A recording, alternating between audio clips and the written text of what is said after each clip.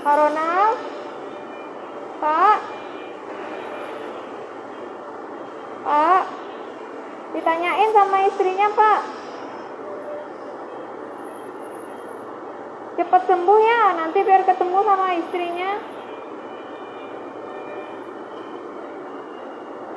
Jangan dilepas, jangan dilepas.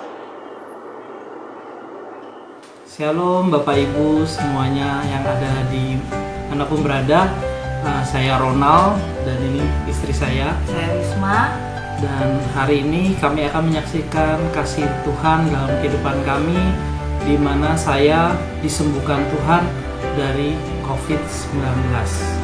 Dan inilah kisah kami.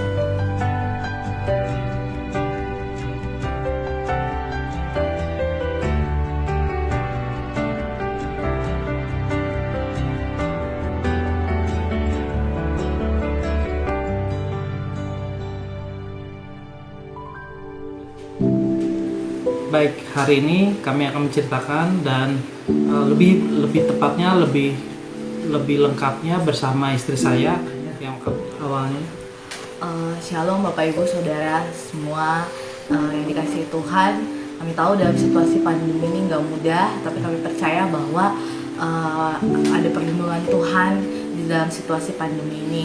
Dan kami itu sekitar bulan September pertengahan, suami saya sakit demam di hari pertama, kedua, bahkan di hari ketiga dia merasakan demam, batuk, dan bahkan dia merasakan awal pertamanya adalah gejala tipes, merasa demam naik turun seperti tipes, terus terakhir dia batuk, dan itu saya sudah worry, aduh Tuhan gimana nih ya, kondisi dia kok semakin hari semakin buruk.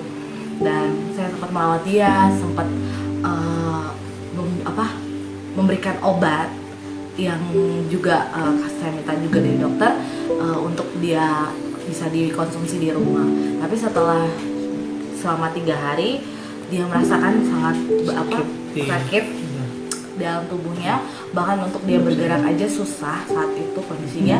Dan entah kenapa perasaannya saya sudah langsung worry, dan saya memutuskan untuk saya bawa ke rumah sakit. Saat itu sekitar jam 12 malam, saya udah nggak bisa merasakan pernafasan itu, nggak bisa sesak, dan saya nggak bisa mencium bau, dan makanan pun nggak bisa ngerasain enaknya makanan tuh, nggak ada rasa gitu. Jadi ketika suami saya merasakan sakit selama 3 hari, saya langsung telepon. Pertama saya telepon sahabat kami, kami minta pendapat untuk bagaimana bisa bawa suami saya, dan akhirnya kami untuk coba telepon pihak ambulans. Nah, ketika kami telepon pihak ambulans, begitu banyak mungkin pasien yang begitu banyak pasien yang dijemput ambulan, jadi agak susah saat itu kondisi untuk kami dapat ambulan. Dan suatu ketika kami memutuskan untuk bawa suami kami dengan kendaraan. Akhirnya teman-teman kami datang sekitar 6 pasangan untuk datang ke rumah, dan bahkan suami saya nggak bisa berdiri saat itu.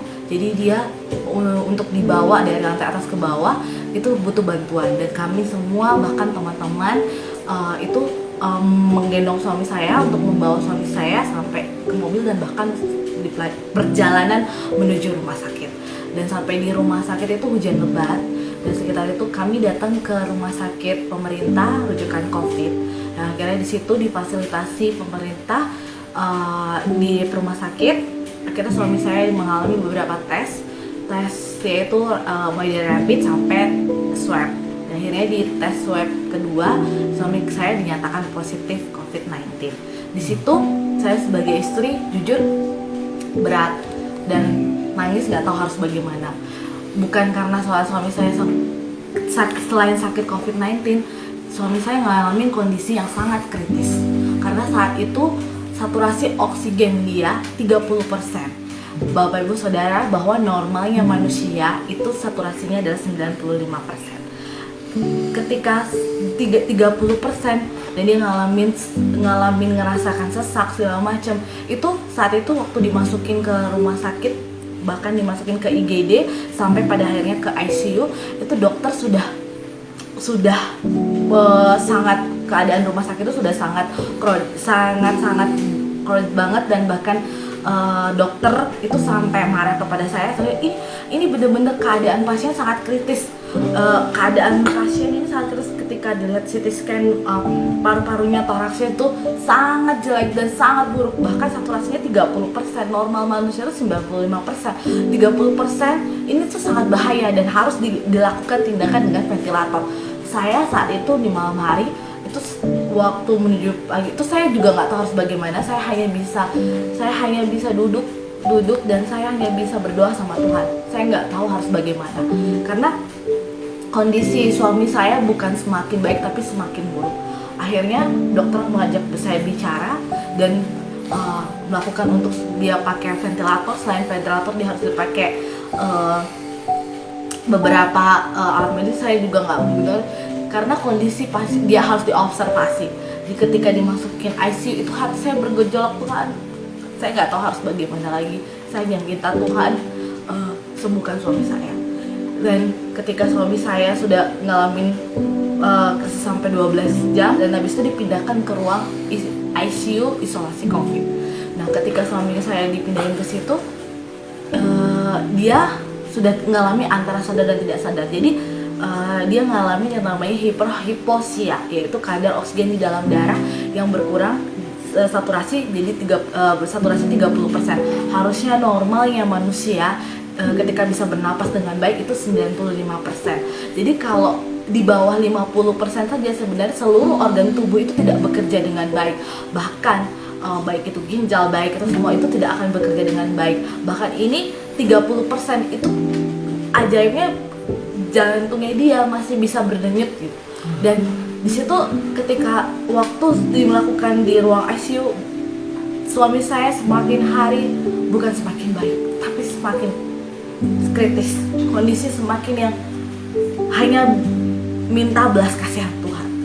Saat itu saya hanya ketika dokter ngomong dan saya bilang, Tuhan ini gimana, suami saya sakit COVID, bagaimana ini gitu.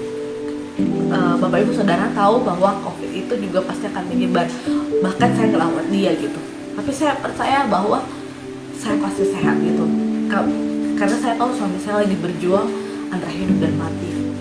Dan saya ketika semakin hari semakin kritis dan akhirnya saat dipasang ventilator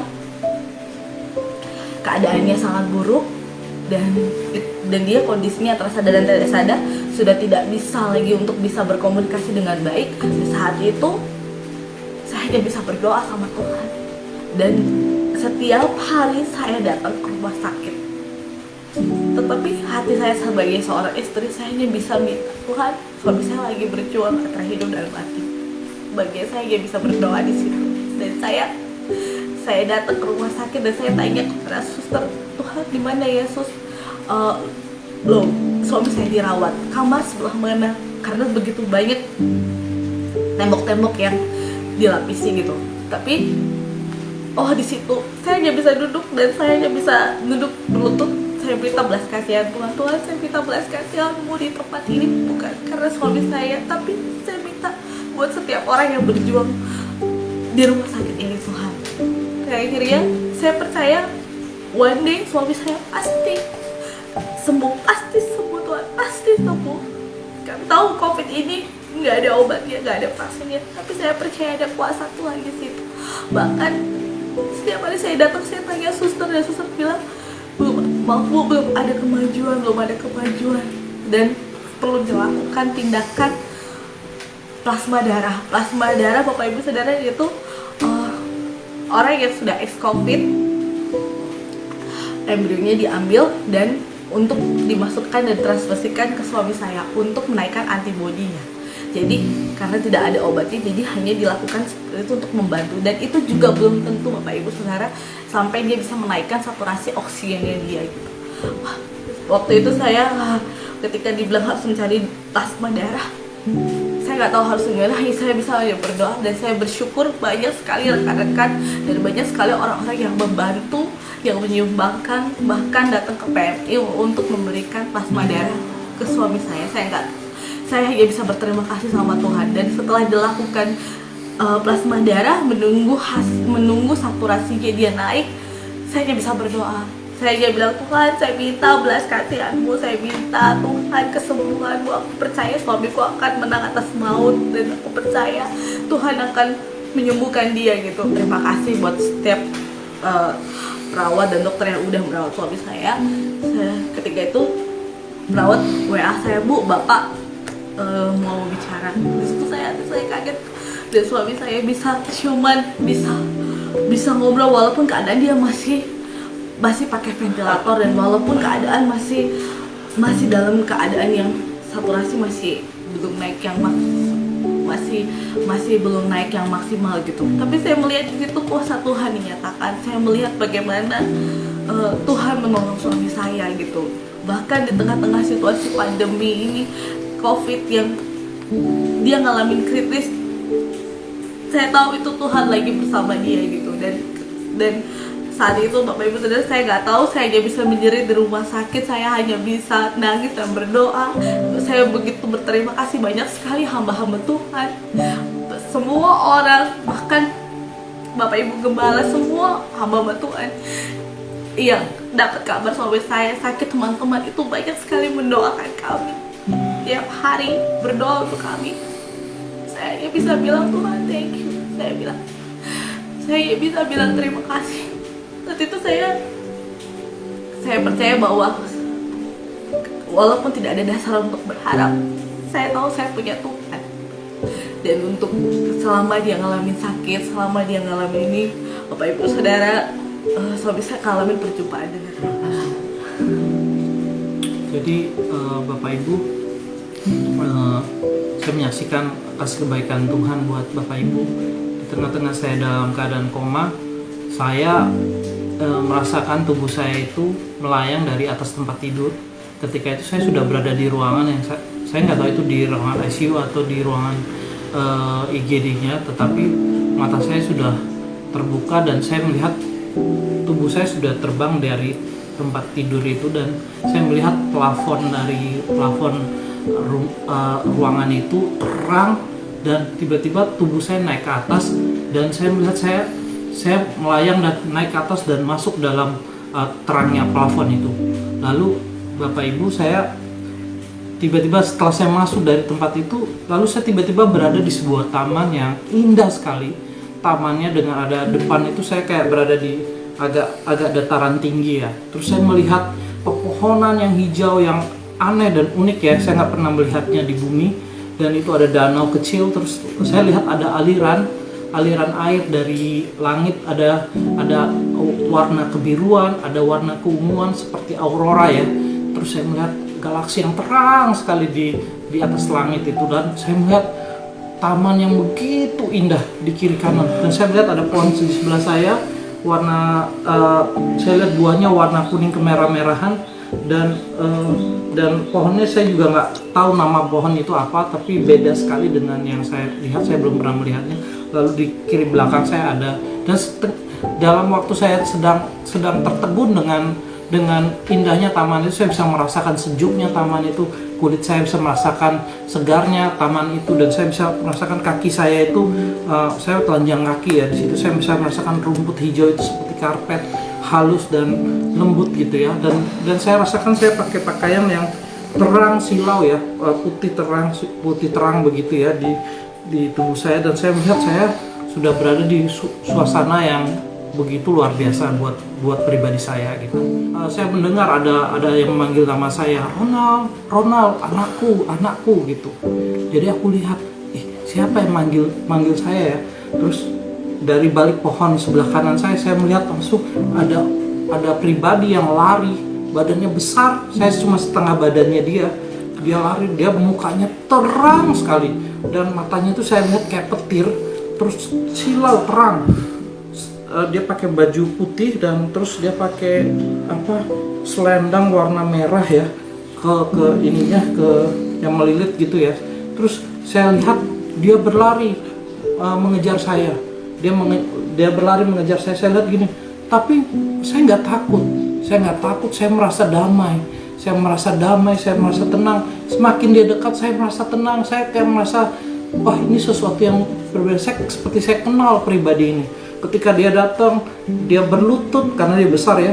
Dia berlutut dengan lutut satu ke sebelah kanan, terus dia peluk saya begini. Kepala saya sudah di sini. Lalu saya ngerasain pas saya dipeluk, aduh, ada energi yang masuk dalam tubuh saya. Tiba-tiba tubuh saya itu bergetar ya, gemeteran. Aduh, tiba-tiba saya menangis. Saya kok ngerasain sesuatu yang luar biasa, sukacita. Hati saya penuh dan damai sekali sih, yang nggak pernah saya rasakan sebelumnya. Ketika saya dipeluk itu, saya merasakan kedahsyatan yang luar biasa dalam hidup saya. Di situ saya tahu saya dipeluk Tuhan saat itu. Jadi Bapak Ibu, ketika saya dipeluk sama Tuhan, tiba-tiba saya melihat sebuah penglihatan. Saya melihat seperti saya berada di suasana itu, dan saya melihat di depan saya ada saya sendiri. Saya waktu masih lahir, saya masih baby, saya sampai kecil TK, SD, SMP, bahkan sampai kuliah, sampai menikah dengan istri saya. Bahkan sampai saya di ruangan ICU, saya melihat diri saya, ada Tuhan di samping saya. Saya melihat Tuhan lagi pegang dada saya waktu pas di ruangan ICU itu. Dia pegang dada saya seperti ini, dan dia di samping saya.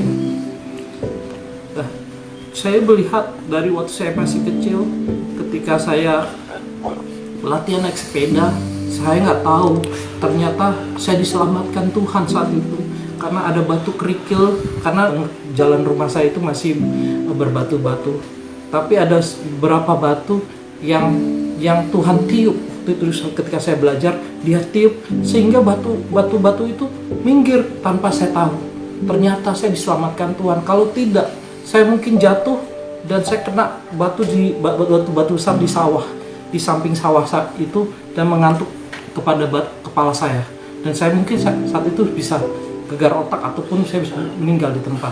Tapi di situ saya lihat Tuhan tolong saya. Mulai SD, terus saya pernah diusir sama bapak saya waktu pas malam jam 2 pagi.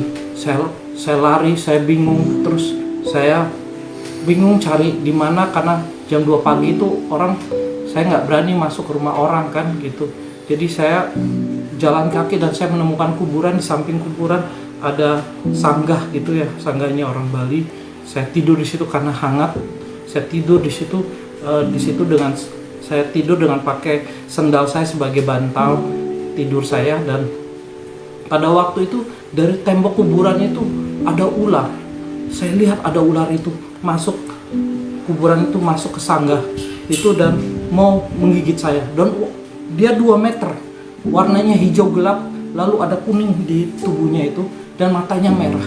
Waktu dia lagi mendekati saya begini, lalu Tuhan hadir. Tuhan hardik dia, pergi. Lalu dia pergi, ular itu pergi. Dan saya lihat, Tuhan tolong saya. Waktu saya masih kecil, saya nggak tahu kalau saya diselamatkan Tuhan malam itu. Pada waktu saya udah mulai dewasa, saya banyak melakukan kesalahan dalam hidup saya. Dan ketika saya melakukan kesalahan itu, dosa-dosa itu, saya melihat diri saya melakukan, dan saya lagi senang-senangnya, Tuhan di samping saya lagi nangis. Jangan anakku, kata Tuhan di situ di samping dia nangis. Jangan anakku, jangan, dia sedih, dia nangis. Dan waktu aku melihat aku melakukan itu, Tuhan ampuni aku Tuhan.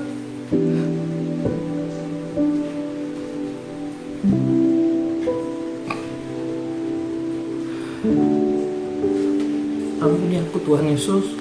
Ampuni aku. Waktu itu saya malu dan saya bilang, ampuni saya Tuhan.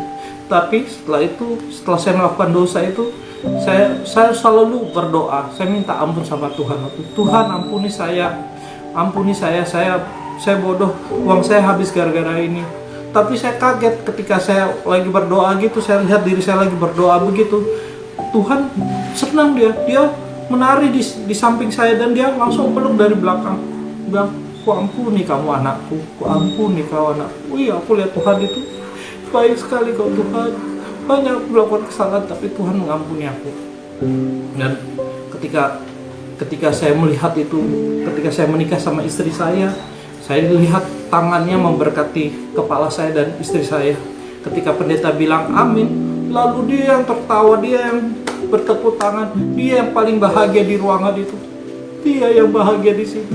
Saya lihat, Tuhan kau baik banget, kau memberkati aku waktu menikah. Lalu aku bilang, bersyukur aku punya Tuhan seperti engkau.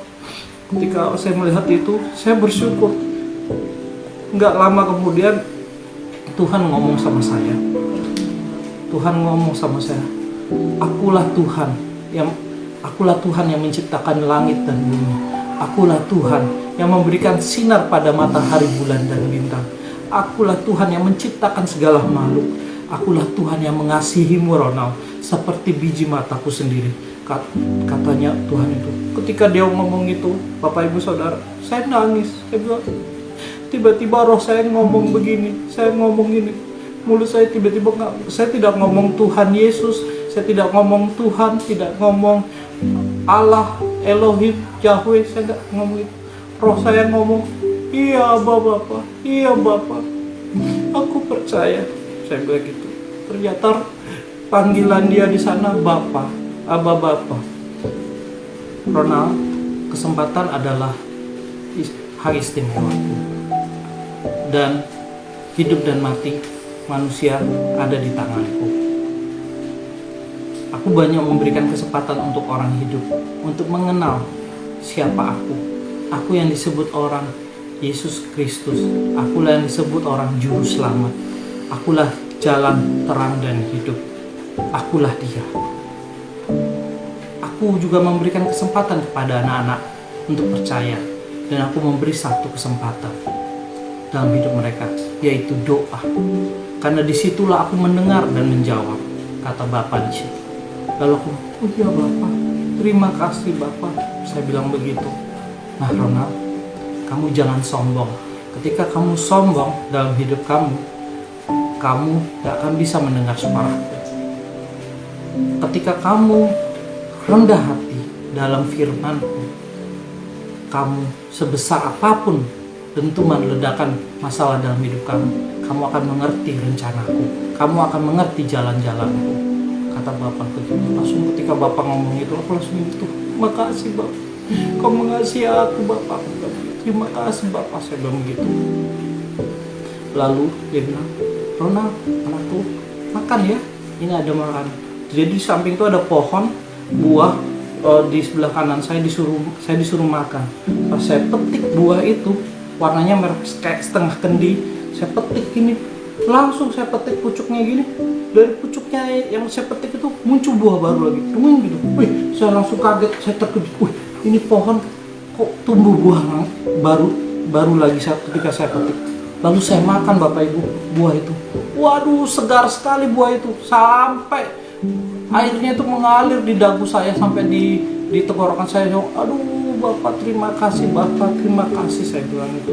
Terima kasih. Di situ Bapak Ibu, saya menyaksikan kasih kebaikan Tuhan.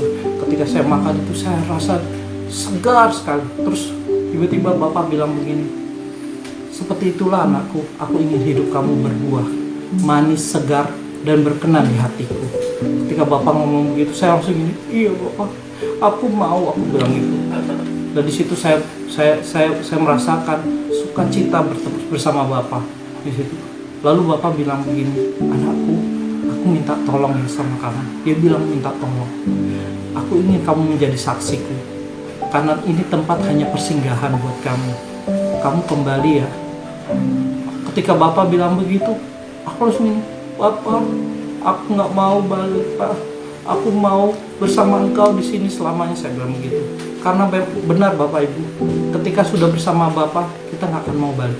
Karena saya merasakan, waduh, begitu luar biasa tempat itu, begitu dahsyatnya Tuhan saya dan Bapak di surga itu ya.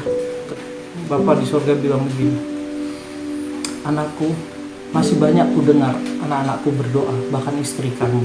Tapi rencanaku belum selesai pada kamu. Kamu jangan khawatir, akan kucukupkan hidup kamu, asal kamu mau menjadi saksiku. akulah, ya aku ingin mereka semua selamat. Aku mau orang-orang mengenal aku. Aku ingin mereka hidup di dalam keselamatan. Aku nggak mau mereka hidup dalam hukum dosa. Karena aku telah menebus mereka di kayu salib. Aku telah menyelamatkan mereka. Aku ingin mereka bahagia, kata Bapa. Di situ ketika aku mendengar suara perkataan begitu, senang sekali aku melihat Bapa itu benar-benar kasih. Dia adalah kasih, dia adalah Tuhan.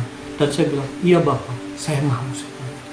Ketika saya bilang begitu, Bapak bilang ini, terima kasih anakku. Lalu tiba-tiba badan saya kayak ditarik dari belakang. Tiba-tiba saya sudah jatuh dari plafon itu, masuk ke dalam tubuh saya lagi. Dan saya langsung saya melihat keadaan saya sudah bangun. Dan saya langsung lihat ruangan itu. Dan saya rasakan sakit kepala saya, sakit kaki saya. Saya merasakan ada banyak kabel di tubuh saya, dan saya rasakan dinginnya AC di ruangan ICU itu ya. Lalu saya lihat suster, saya panggil suster, saya bilang, lalu mereka datang, mereka ya gimana Pak Ronald? Saya bilang, Tuhan Yesus, saya bilang itu. Saya bilang saya disembuhkan Tuhan Yesus, saya bilang begitu. Terus selang berapa minggu, selang saya di ventilator saya dilepas dan suara saya masih gak bisa bersuara dulu, tapi setelah bersuara dokter datang pada saya bilang, Bapak Ronald ini bisa hidup mujizat. Jarang orang bisa, bahkan orang gak bisa di 30% saturasi oksigennya bisa hidup. Di bawah 50% sudah lewat. Kami pikir kami sudah gak lihat Bapak. Saya bilang sama dokter ini, Tuhan Yesus yang sembuhkan saya. Tuhan Yesus yang sembuhkan orang-orang yang sakit di sini, saya bilang. Tuhan Yesus yang luar biasa, saya bilang gitu. Terus saya disuruh tidur. Iya Pak, Bapak tidur. Saya di situ saya bersaksi kasih kebaikan Tuhan. Dan saya bersyukur karena pelayanan mereka juga, mereka baik-baik semua di rumah sakit itu. Saya berdoa buat semua suster-suster, perawat-perawat, bahkan dokter-dokter yang sudah di garda depan ya. Terima kasih. Kalau yang melihat ini, yang menonton, yang telah merawat saya terima kasih ya. Terima kasih sudah merawat saya dan menolong saya juga. Terima kasih juga untuk mereka yang sudah bekerja jauh dari keluarganya untuk merawat orang-orang sakit COVID-19 seperti saya. Terima kasih. Di tengah-tengah saya lagi sakit itu, saya melihat beberapa ada yang dipanggil Tuhan. Saya melihat ada yang keluar dan saya bilang, saya ingat lalu firman Tuhan bahwa ada firman Tuhan, walau 1000 rebah di sisi kanan, 10.000 di sisi kiri, itu tidak menimpaku, aku hanya menonton. Aku ingat Mazmur 91 dan aku percaya Tuhan menjadi pembela aku. Terima kasih. Demikianlah kesaksian kami, Bapak Ibu Saudara sekalian. Semoga ini bisa menjadi berkat buat Bapak dan Ibu Saudara sekalian. Terima kasih Bu, kami berdua ucapkan buat setiap orang yang sudah berdoa buat kami, yang sudah mendukung kami dan support kami. Kami mengucapkan banyak terima kasih, dan juga buat seluruh tim medis yang sudah merawat suami saya dan juga membantu kami, dan bahkan kami mengucapkan terima kasih. Kami berdoa biar setiap orang yang saat ini mengalami sakit, Tuhan biarlah Tuhan yang menjamah, Tuhan yang menyembuhkan. Terima kasih buat semuanya, biarlah ini kesaksian ini boleh jadi berkat buat setiap orang ya, biarlah nama Tuhan dipermuliakan ya. Dan juga dari saya pribadi, bahwa apapun masalah keadaan kita hari-hari ini, di tengah-tengah pandemi, di tengah-tengah COVID-19, banyak orang berkata, di mana Tuhan? Tetapi Tuhan ada di samping kita. Dia yang dikatakan Immanuel, Dia ada bersama kita. Kita kadang meremehkan doa, tetapi ketika kita berdoa, Dia menjawab. Di situ saya mengerti bahwa doa orang yang benar besar kuasanya. Bapak Ibu, apapun masalah kita hari-hari ini, tetaplah berdoa. Tetaplah berharap kepada satu nama yang dahsyat, namanya Tuhan Yesus Kristus.